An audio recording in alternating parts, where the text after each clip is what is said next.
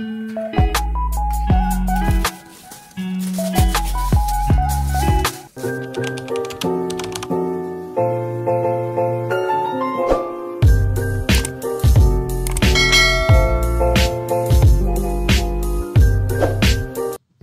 mga ka-choy! Welcome back to my channel. So today's vlog i-share ko sa inyo yung daily life ko dito sa Korea as a tambay wife dito sa Korea.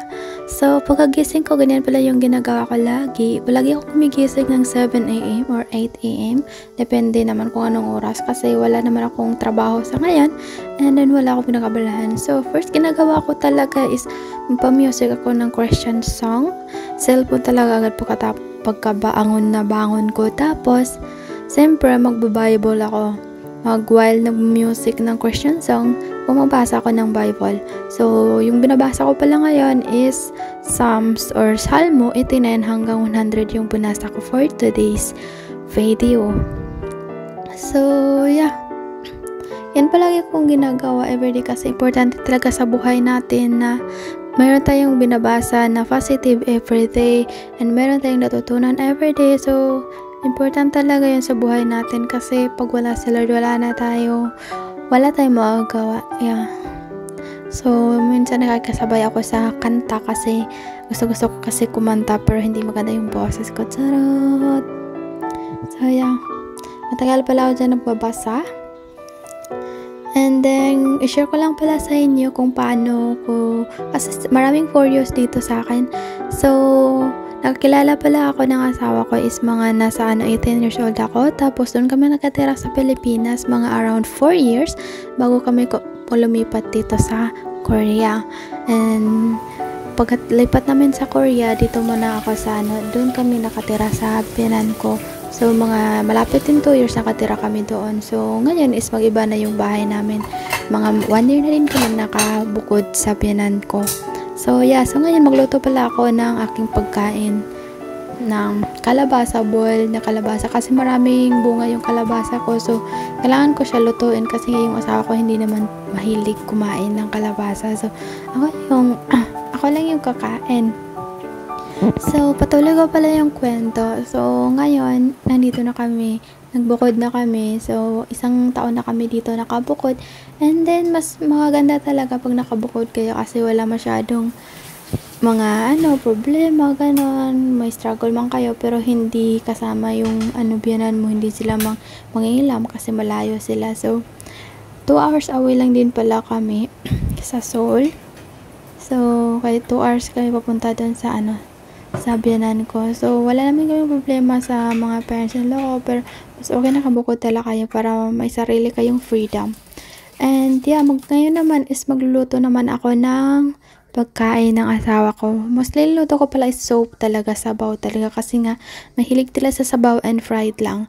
And then rice, kasi nga, maaga ngayon. So, lutuin ko pala is yung kalabasa at saka yung patatas. Yung tawag pala dito is doenjang chigi, or para siyang best na na doenjang is beans siya kasi na para siyang nang dinurog. Tapos medyo maamoy siya. Actually hindi ko masyado type yung amoy ng doenjang, but yeah, masarap siya and healthy talaga siya. Yung sahog pala niyan is ng pag marami kang pwede nilagyan ng iba't ibang gulay. Mostly ngayon lang yung ingredients ko ngayon. Ito lang yung ingredients ko. Patatas at saka itong kalabasa. So, ito lang yung ilagay ko. Itong patatas, kalabasa at saka yung mushroom. Anong mushroom? Sorry. And then, importante talaga na lagyan siya ng tofu. Kasi yung tofu is napapasarap siya ng pagkain din. Super healthy din niya kainin. So, ngayon, lagyan natin siya ng tubig. So, pero natangnan ko parang, kasing bago kasi ng, kalabasa. So, binawas ko yung, tubig and then lagyan ko ulit. Tapos, ito naman is kinakain to namin mga 2 days. Ganun yun. Hindi agad naubos kasi nga marami to. Tapos, in 1 day, hindi talaga yung ulam namin kasi parang naumay din yun. Naumay din kami. So, Yeah, hindi rin kami whole day na kumakain kanin. Kumakain din kami ng mga snacks or yeah, mga konting ano. Ayan pala yung ano nila, mushroom nila dito. Iba't ibang klase din ng mushroom nila. And then, ano siya, watery siya na mushroom. Actually, maganda siya and masarap siya. Hindi siya maamoy na klase na mushroom. So, yeah, ang tawag pala nito is doonjang shege. So, in the English pala is soybeans stew or soybean soup siya. So, yeah, mag-slice na tayo ng tofu. Ayan yung tubig nilagay ko dyan sa Tupperware para ano, kasi hatiin ko lang yun siya para pagkabukas na naman yung iba. Kasi, medyo marami talaga siya pag... So, patuloy ko na pala yung kwento ko. Hindi ko pala kalain talaga na makapangasawa ako ng foreigner or isang Korean. Kasi hindi talaga ako mahilig sa mga K-drama and anything. Kasi nga, lumaki ako sa farm. And then, before, wala kaming TV, mga ganun. So, kasi nagtrabaho lang ako doon sa Cebu para makaipon. Kasi gusto ko talaga makapagtapos that time. So, never pa talaga ako nag-boyfriend kahit marami nang nag-ano sa akin. Kasi nga gusto ko talaga makatapos. And after that, so nag-study nga ako doon sa Cebu. Ng ano, TISDA lang siya. Parang, doon ako nag-study ng ano, HRM. And then, while nag-study ako, is nagtrabaho din ako sa isang Korean restaurant. Merong nagpapasok doon sa akin. Tapos, yung pinasukan ko palang restaurant is sobrang, actually, pangit ng attitude ng lalaki sa isang Korean kasi asawa niya is Pinay. Pero yung Pinay, okay naman siya, friendly and anything, okay talaga. Yung problema lang talaga is yung asawa niyang Korean. Sobrang high blood and sobrang, palaging nagmamura. So, yan, share ko lang pala sa inyo tapos stayin kami doon. And then, one day, merong kumain na 3 Koreano. Yun yung asawa ko at saka friend niya at saka yung asawa ng cousin niya. So, doon kami nakakilala, kumain na sila doon that night. Wala lang, parang customer lang talaga yung treat ko sa kanila. Tapos yung mga kasama kong mga waitress, sila, gwapong-gwapo sa asawa ko, ganun. So, tapos ang bango pa ng perfume, karang ganun. Tapos pagkatapos nun, kumain na sila, pagkatapos ng kumain, umuwi na sila. Yun pala is doon sila nagtatrabaho sa gilid ng tinatrabahoan ko na restaurant. Then after that, pagkabukas, bumalik yung isang friend niya na lalaki na mas matanda sa kanya na parang nasa 50 plus na kasi 50 something kasi yung asawa ko that time is napasa 35. So yeah, 35 siya and then that time ako is 18, mag-18 years old pa ako that time. So ayun nga, hiningi na yung number ko. And then binigay ko. Akala ko nga sino ask. Sabi niya bigay na daw sa friend niya yung kagabi daw kumain. So ayun nga, binigay ko yung number ko and that time is pagka pa yun, hindi pa siya nag-message agad. Pag parang 1 week niya yata bago siya nag-message sa akin. Parang nag-alanganin pa yata siya na i-message ako. So ayun, nag-message siya tapos ayun, doon kami nag-communicate and after weeks, parang doon kami nag-meet. Pero palagi ko kasama yung pamangkin ko pag mag-meet kami kasi nga yung ko talaga sobrang stricto ng kapatid ko na lalaki na doon sa nakatira sa Cebu. So ayun, palagi kaming kikita. Siyempre kasama ko palagi yung pamangkin ko, ganun. Pero okay talaga siya yung attitude niya. Then after that, so mga nawala yung communicate namin. Parang marapit yung 1 buwan. Akala ko na siya, give up or something, hindi niya ako gusto, ganun. Then after that, bumalik ulit, nag-message ulit sa akin. Ayun pala, busy daw siya sa trabaho nila. So ayun nga, that time na din, nag-stop na rin ako sa pinagtrabahoan ko na restaurant.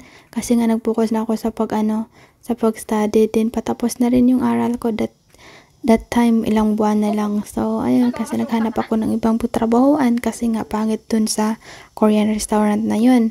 So, ayun, dun kami bumalik yung communication namin. After that, gusto niya pumunta sa province namin. So, ayun, sumama sa province namin. And then, nakilala niya yung parents ko. And then, before that pala, is nakilala ko pala yung parents niya. Kasi nga, December that time, November kami nag-meet and then December pumunta yung parents niya dito sa Korea kasi nag-vacation doon nung December. So, yeah, pagka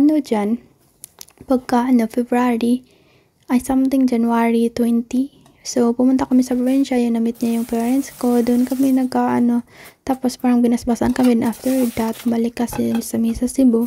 Then, na kami doon. Ilang months lang, ang bilis na parang nasa, lang kami know each other, parang nasa 5 months lang. And then, nagsasama na kami. Actually, hindi ko talaga in-expect. Tapos, parang hindi ko lang talaga, pero hindi, parang nasa age pa kasi ako na sobrang immature pa that time. Pero, hindi naman ako nagsisisi na nag-asawa ako. Pero, meron mga talaga, na sana, ganun. Actually, ipatuloy natin yung natin dito. So, yeah. Doon na yung katapusan. So, ngayon is maglalagay muna tayo ng kimchi sa lagayan namin ng maliit na Tupperware. Kasi palagi namin tinatransfer sa maliit na Tupperware yung kimchi namin. Kasi siyempre malaki yung lagayan na yan. Kasi dyan kami palagi nilalagay pag gagawa kami ng kimchi. Tapos, that kimchi is last year pa namin ginawa. Kaya maasim na talaga siya. Pag kainin mo, sobrang asim na kailangan mo lagyan ng sugar pag magsabaw kami nito. Yan talaga yung ingredients pag magsabaw, lagyan na namin ng sugar kasi nga sobrang asim na siya. And then, masarap na siya talaga gawing bukumbap, kimchi bukumbap, yung fried rice, kimchi fried rice. Masarap na siya ilagay dyan sa kimchi fried rice. Ayun, tinikman ko. Hindi ko pakita yung mukha po. Pero ang asim talaga yan ng So, yeah. Thank you so much for the bye-bye to my vlog. And yeah, I'm so blessed na marami pa rin nagsusupport sa akin dito. And napapagod ako kaka-voice over. So, this vlog pala is parang hindi yata ako maka-attend nito. So, ayan na pala yung niluto ko doon, jang chigi. So, ang sarap niya. Yung lagay ko is kangkong pala siya. Kaya wala kasi akong yung tawag nun nila dito. Yung ingredients nila na dahon-dahon. Wala ako nun. So, yan. Kakain na po kami. Yan lang pong kainin namin. Yung kainin ko is kalabasa at saka potato. Yung asawa ko naman is yun. Tapos, pagkatapos niyan is punta din ako sa garden ko na maliit. So, dyan pala ako kumuha ng patatas and yung mga mga ingredients ko. Okay na yun kaysa pa ako bibili pa sa labas, nakasave ako konti. So, patuloy lang pala yung kwento ko. So, advice ko lang sa gustong mag-asawa ng foreigner, dapat ready kayo emotionally, mentally, financially. Dapat kaya mo na talaga stand alone, parang ganun, kahit may asawa ka. Hindi talaga na may foreigner kang asawa is aasa ka na lang dun sa kanya, ganun. Never talaga. Tapos, iba talaga yung pamumuhay dito sa sa abroad kumpara sa atin. Kasi pag magka-problema tayo pag dyan sa Pinas, marami pang tutulong. And, yung mahirap talaga sa Pinas, walang financial freedom eh. Yun talaga yun. And pag masipag ka naman, meron ka namang financial na pero hindi talaga sapat. So, yeah. Advice ko lang is, pag mag-asawa kayo, dapat isipin nyo muna ng mabuti na yung kinabukasan mo. Tapos, yung mo, yung ready ka na talaga sa mga dapat mangyari in the future. Kasi pag hindi, babagsak ka talaga. Lalo na pag yung iba yung nila, culture nila, yung pananalita, halos lahat ibang-iba sa atin. And yun, iba din sila mag-handle ng problem. Pero pagdating naman sa mga kikita sila ng pera, sila lang din yan mag-handle niyan, hindi ka mag-handle niyan sa amin dito. Pero yun, depende naman kasi yan. Pero, yeah. And then sa naman, maganda yung opportunity dito sa Korea pag ka talaga, masipag ka talaga dito. Kaya di ka problema sa mga financial mo pag masipag ka talaga dito. So, sa case ko naman na hindi pa pinagtrabaho, pero nagtrabaho na ako before, so ngayon is pinastop ako. So, ayun, siya yung nag-provide sa lahat, at tapos ako naman yung gumagawa ng mga gawain dito sa bahay. as ano na lang talaga, asawa, ganun. So, ayan na yung mga tanim ko. Yung iba is maliit pa. Yan. Yung chili, nabibigatan na yung chili. Natutumba na siya. Oh, look. Sibuyas pala, bagong tanim ko. Ano ko kasi, linilipat pala. Ito oh, inalagyan ko na ng ano kasi natutumba na siya. Ang dami kasing bunga. Tingnan nyo oh. Yun. Kawawa. Kailangan ko siya ng lagyan ng support. Hindi kaya yung isang support. Lagyan ko lang ito mamaya. Kawawa. Pero i-harvestin ko na lang din yung iba. Kasi magsanggipsal kami maya. Magbaboy kami. So, kailangan namin direct kain lang to. Diba fresh na fresh. Galing sa farm ko. Mini farm. Tingnan nyo ang daming bunga. Bless na bless yan. Yan. Sarap ng feeling. No? Tingnan nyo yung kalabasa ko din oh. Kasi sa kabila hindi na yan amin kaya ang daming halaman.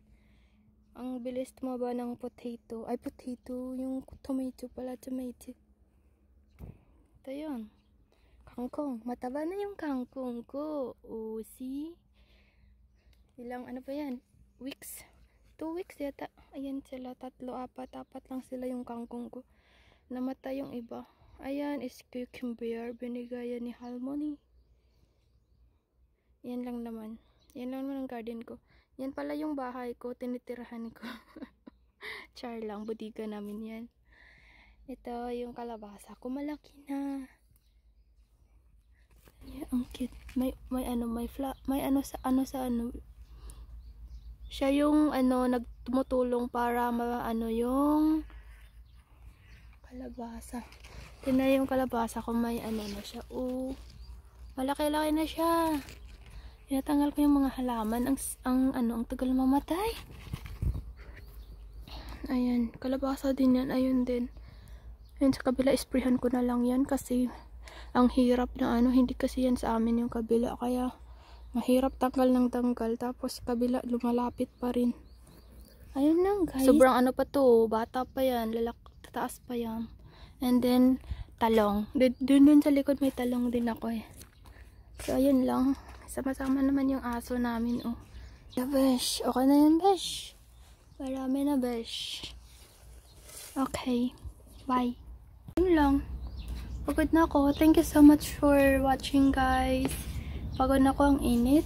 Ang init talaga dito. 9 pa nga eh. Kaya yung ko.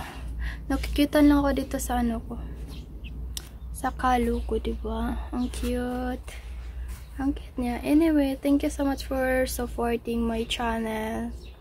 I hope hindi kayo magsasawa mag-support. Sa nagsusupport na solid supporter ko naman, thank you so much. And yeah, comment lang kayo, pinipili ko kayo every week. Thank you so much. So, see you on my next vlog. Bye-bye.